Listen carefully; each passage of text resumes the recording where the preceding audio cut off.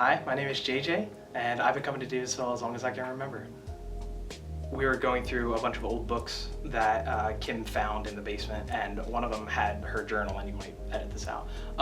But it was like 4 individual days worth of a normal week in a middle school girl's life that said, like, Tuesday's entry said, tomorrow is access.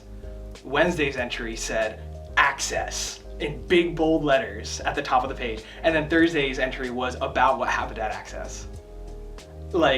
So access and his house were not just like things that I felt like I had to go to or something that I needed to do.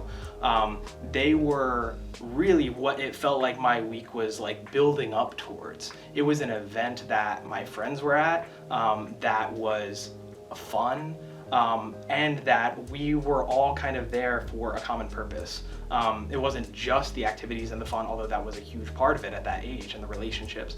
But a big part of it was the growing spiritually, connecting with other believers, being mentored by godly leaders, and just hearing the word in a context that is built for that age group and not just for anybody who comes to the church on a Sunday morning. I think the spiritual impact on me was very much rooted in encouraging me as a young person to root my identity in Jesus. The value of scripture, knowing more about who God is, and seeking to develop godly relationships.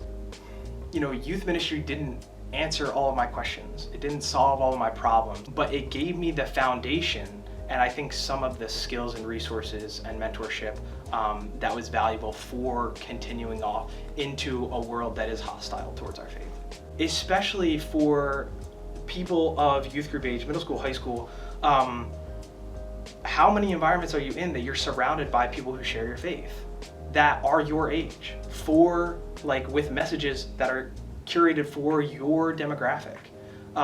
It's a unique time in a young Christian's life that passes by pretty quickly, and make the most of it.